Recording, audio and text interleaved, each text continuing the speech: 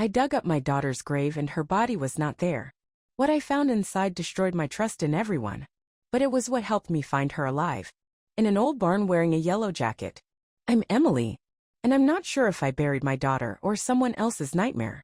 The day they handed me the bag, it was raining. Not the soft kind that makes the pavement shimmer, the kind that slams against your windshield so hard it feels like the sky is trying to break something. They said the bones inside belonged to my daughter. I remember how the officer wouldn't meet my eyes. He just mumbled something about partial remains and handed over a black zippered bag, heavy, damp, sealed tight. There was no ceremony, no comfort. Just here. Bury this. My husband's hands were shaking as he opened the trunk. I stood behind him, gripping Lily's favorite pink scarf in my fist, the one that still smelled faintly of her strawberry shampoo. That smell had become my obsession. I used to spray her pillow with it every night, just to pretend she was still here. That day, I wanted to scream. This isn't her. I didn't say it out loud, not yet. I just stared at the shape of the bag and thought, there's no way this is how her story ends. We took it home like they told us. Quiet. Numb. I remember placing the bag on the floor in the living room. It sat next to her stuffed bear, the one she called Captain Marshmallow. The sight of them together made my knees buckle. My mother-in-law came over with a white box, inside it, a delicate lace dress and a plastic tiara. For her goodbye, she whispered.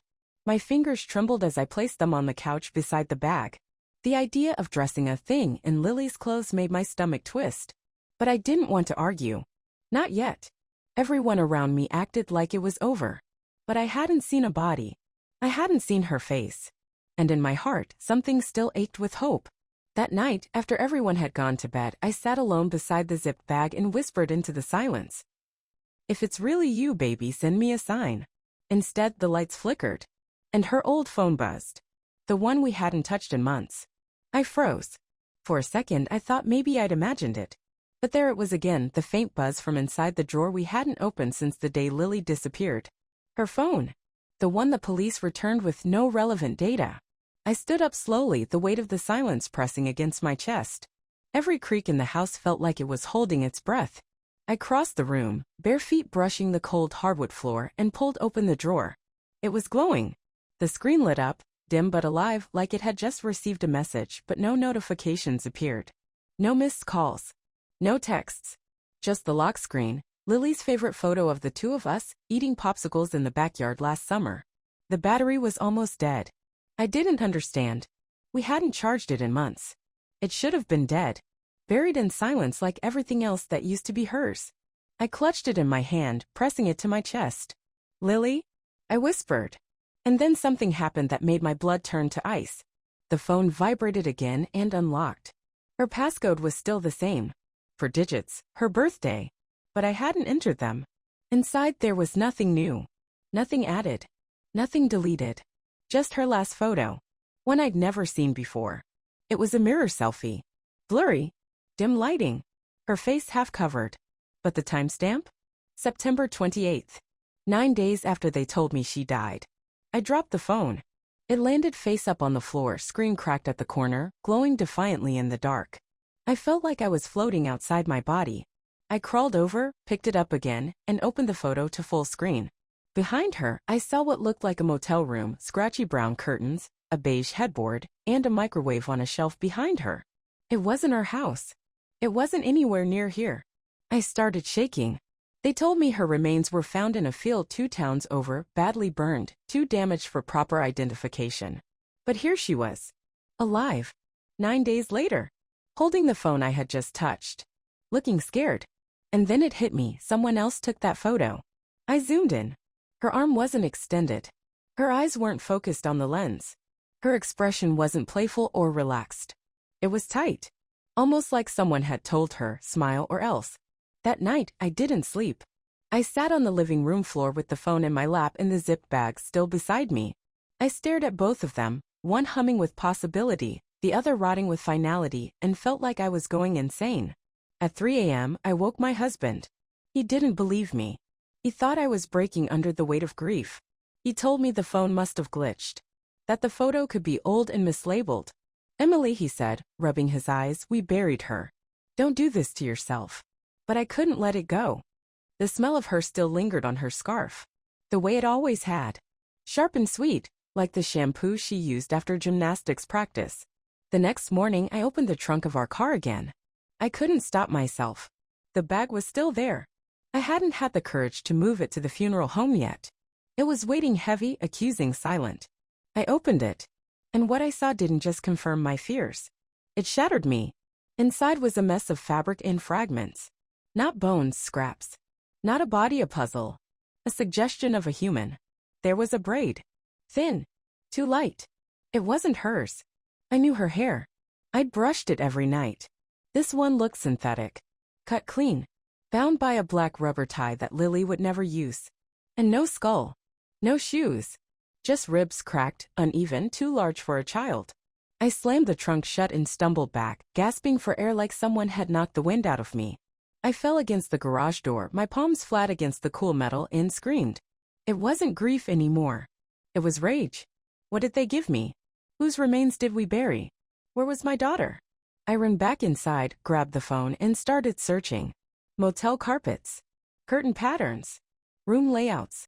Anything that could help me find that exact place. My eyes were burning, my hands numb, but I kept going.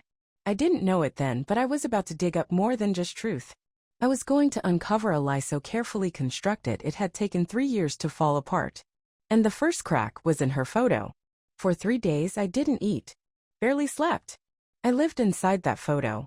I stared at the blurry edges until they etched themselves into my skull, the brown curtains, the microwave's dented door, the edge of a paper cup sitting on a nightstand. Details no one else would have noticed. But I noticed.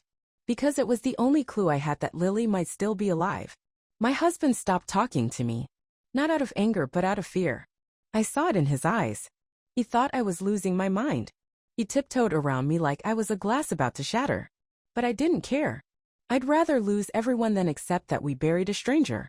I posted the photo in an online forum dedicated to locating missing persons. I didn't use Lily's name. Just the room. The curtains. Does anyone recognize this motel? I asked. The post sat for a full day with no replies. Until someone commented. That looks like the Creekside Inn off Route 19. Same curtains, same microwave. I stayed there 2 years ago. My heart nearly stopped.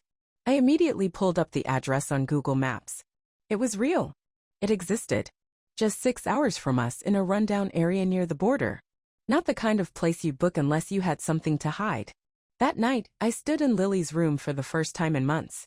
It was frozen in time, bed still unmade, books stacked by the window, her old hoodie hanging on the back of the chair. Dust clung to the air like memory. I sat on her bed and held the cracked phone in my hands. I'm coming, I whispered. Wherever you are. I'm coming. I didn't tell my husband where I was going. I just said I needed air. That was a lie. What I needed was truth. The drive to Creekside was long and silent. I kept the windows down. The smell of diesel and rain swept through the car as the landscape changed from suburban stillness to something grittier. Gas stations with flickering signs, stretches of nothing but power lines and empty lots. When I pulled into the motel, I sat in the parking lot for 20 minutes before moving. It was exactly like the photo. Curtains. Microwave. Brown carpeting visible through a cracked window. The office smelled like old coffee and cigarettes. The man behind the front desk didn't look up from his phone. I asked for room 14. He barely blinked. Cash only. I handed him the bills with shaking fingers. Inside, the room felt like it hadn't breathed in years. The air was stale, thick with something chemical. There were faint stains on the carpet and a crusted red smudge on the nightstand that I didn't want to think about. I stood in the middle of the room and pulled up the photo. Same angle. Same frame. Same room. But Lily wasn't here. There was no trace of her, no left-behind shirt, no note, no whisper of her perfume. Just silence. But then I noticed something small wedged behind the bed's wooden frame, a pale plastic hair clip shaped like a butterfly. My hands started shaking as I picked it up. It was hers. I bought it for her at a flea market 2 summers ago. She wore it every day for a week. It had a tiny crack down one wing. And there it was, that same crack, now dulled and scratched, but still hers. That was the moment I knew I wasn't chasing a ghost. She had been here. And if she had been here, someone had brought her. I sat on the edge of the bed, clutching that clip like it was oxygen. My brain spiraled with questions I couldn't yet face. Was she being held? Did she escape? Was someone still watching me even now?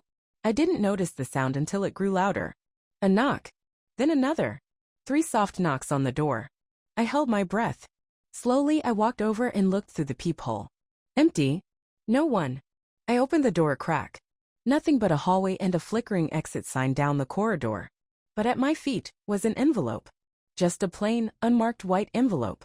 Inside, a single photo. Lily. Again. But this time, she wasn't alone. She was sitting on a bench. Her head was down. A man beside her had his arm around her shoulder, his face turned just enough to be unrecognizable, a blur where face should be. And on the back of the photo, one line written in jagged, childlike handwriting. Stop looking. I stared at that note for so long I didn't blink. My eyes burned, but I couldn't look away. Stop looking. 2 words, scrawled like a threat from a child's nightmare. Uneven. Sharp. As if whoever wrote them had to write fast, or with trembling hands. I sat on the floor of that motel room, holding the photo in one hand and Lily's cracked butterfly clip in the other, and felt the walls tighten around me. My first instinct was to run. My second, to fight. Instead, I stayed frozen, knees pressed to the stained carpet, the envelope lying open beside me like an unanswered question. Outside, the sun had started to set, casting long amber shadows across the room. Light cut through the broken blinds, striping the photo with narrow bands like prison bars. Who took this picture? Where was she now? And who the hell knew I was here? I replayed everything in my head, the post I made, the drive here, even the front desk clerk. Had someone been watching me? Had they known I would come? I pressed my back against the motel door and slowly slid up until I was standing. The mirror above the dresser was cracked down the middle, not enough to shatter, just enough to split my reflection in half. I barely recognized myself. My hair was a mess, my eyes hollowed out by fear and fury. I looked like a woman unraveling because I was. I stuffed the photo and the clip in my jacket pocket, shoved the envelope into my bag, and walked out of that room without looking back. Back in my car, I locked the doors and just sat there, staring at the empty dashboard. It had grown cold. The motel sign buzzed overhead, Creekside Inn, weekly rates. The S flickered. I called my husband. He didn't answer. Of course he didn't. He hadn't called since I left. He thought this was just grief. Madness. That I needed therapy. I didn't blame him. But I also didn't need him to believe me anymore. I just needed proof. I drove straight home without stopping. 6 hours, no bathroom breaks, no music, just white-knuckling the steering wheel and whispering to myself, she's alive. She's alive. She's alive. I got home around 3 a.m. The house was dark. My husband was asleep on the couch, still in his clothes. He hadn't waited up. I dropped my keys in the bowl by the door and headed straight for the garage. The bag was still there. Still zipped. Still silent. I dragged it out again, placed it on the workbench, and took a deep breath. This time I didn't hesitate. I opened it fully. Inside, among the fragments of cloth and brittle bones, was something I hadn't noticed before, a small plastic bag tucked beneath the fabric. It looked like a label of some kind. Faded. Smudged. But when I held it under the garage light, I could just make out the writing. Unidentified remains, reference code 3187F. There was a number to call. An office number. I grabbed my phone and dialed. No answer. Just a cold, mechanical voice. This department is currently closed. Please call during normal business hours. But I didn't care.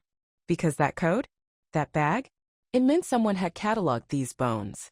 Somewhere in some database, this person, whoever it was, still had no name. They weren't Lily.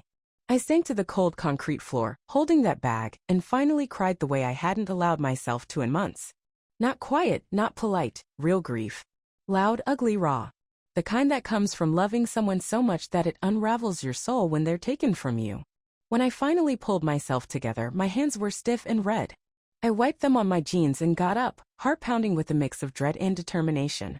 The next morning, I drove to the county records office. The woman at the front desk didn't want to help. Said I needed an appointment. Said those files are restricted. But I was done playing nice. I leaned over the counter, showed her the label from the bag, and said, this code is tied to a body I was told belonged to my daughter. And it doesn't. She blinked. Then stood up. Wait here. 20 minutes later, I was in a back room with a folder on the table and a new horror spreading through my chest.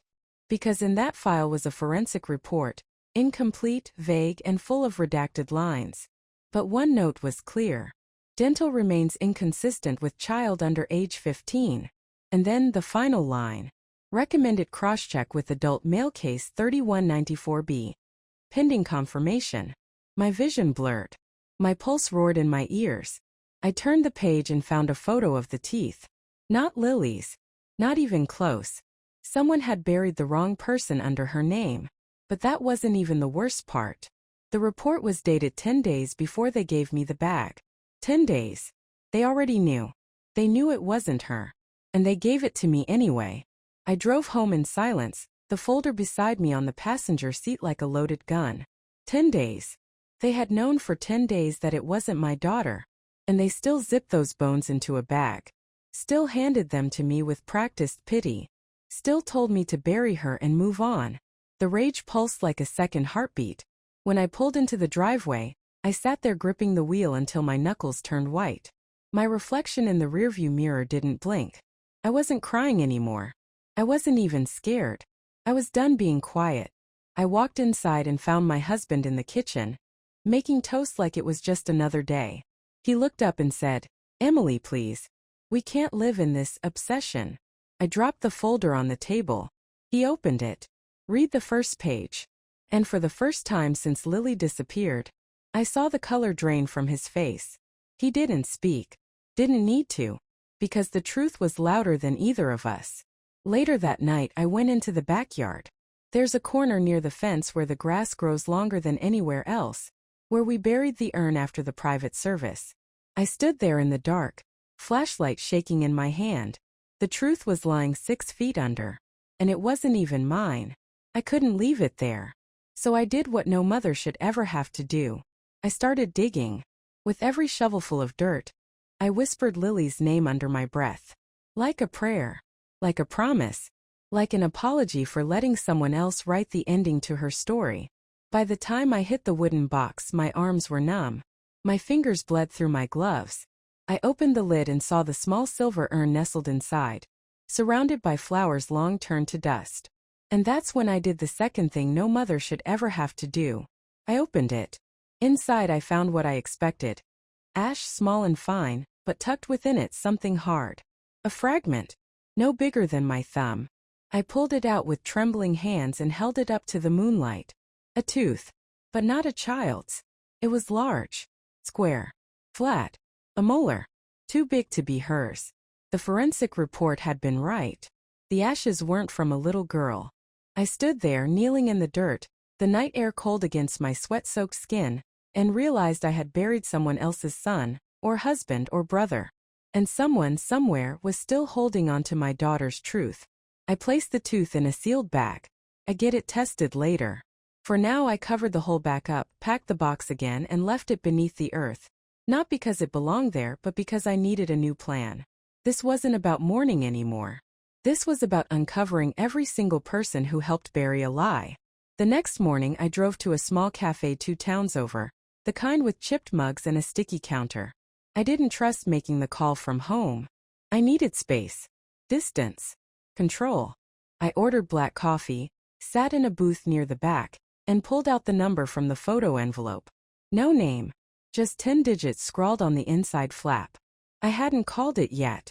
I was afraid of what I'd hear. But I was more afraid of staying silent. I dialed. 1 ring. 2. Then a click. And breathing. Not a word, just the sound of someone there. Listening. "Who are you?" I said quietly. "Why do you have photos of my daughter?" Silence. Then the faintest whisper. "Stop. Before it's too late." The voice was male. Young. And scared. I could hear it shaking. He didn't sound like a monster. He sounded like someone trapped. "Is Lily alive?" I asked, barely breathing. "Please.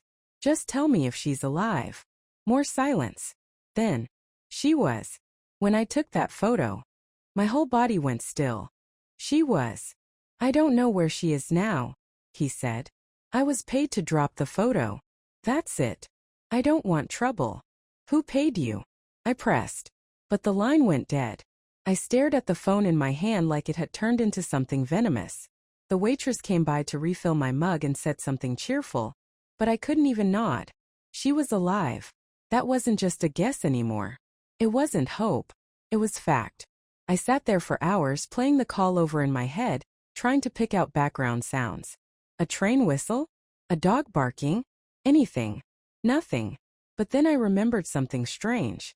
A detail I hadn't focused on before. When he said drop the photo, he didn't say where. Meaning someone told him exactly where I'd be. That motel wasn't random. Someone had been watching me long before I knew they existed. And that meant I wasn't hunting alone anymore.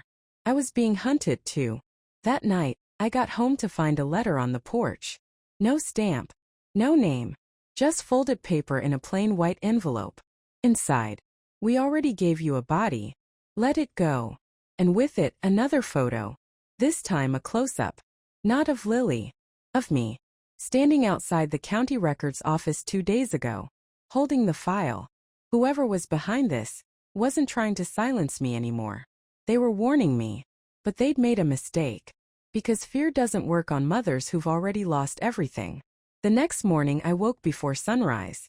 Not from sleep, I hadn't closed my eyes. I just got up from the couch where I'd been sitting all night, staring at that last photo of myself, heart racing like I'd been running in place for days. The line had been crossed. They were watching me. But I was watching back now. I grabbed my bag, tucked the photo and envelope inside, and drove to the one place I hadn't yet returned to, the park near the school Lily used to walk past every day. The one with the chipped slide and broken bench.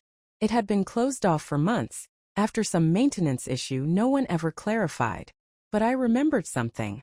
One day, about a year before Lily vanished, she told me she thought someone was watching her there. I brushed it off, thought it was just anxiety. I even teased her. "What are you, famous?" I joked. Now I hated myself for that laugh. The park looked abandoned, weeds cracking through the pavement, the old fence tilting like it had given up. But I climbed through a gap and walked in anyway. It smelled like rust and wet leaves. Near the far bench I saw it. A cigarette butt. Fresh. A soda can with condensation. And a drawing. Folded, half stuck beneath a loose brick near the swing. It was in crayon. Sloppy, childlike, but unmistakable. A figure with long brown hair. A yellow jacket. And a speech bubble that said, "Mom." I nearly dropped to my knees. It was her. Her style. Her jacket. I bought it for her the fall before she vanished. Bright yellow like she was a walking sunflower. I turned the paper over. Coordinates. And a word. Tonight. That night, I parked on the side of a dirt road 3 towns over. The coordinates led to an abandoned property behind a faded red barn. It looked like no one had touched the place in years. But a single bulb glowed above the doorway. My breath fogged in the cold. I held my phone in one hand, heart thudding so loud I thought it would give me away. I had no backup. No police. No plan. Just a mother's instinct and a sickening fear that this could end in ashes. I stepped inside. The room smelled like dust and old wood. There were crates stacked along the walls. A mattress on the floor. A portable heater buzzing in the corner. And in the dim orange glow a shape.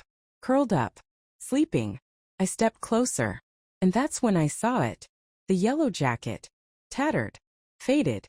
But still yellow. "Lily." I whispered. She stirred. Blinked.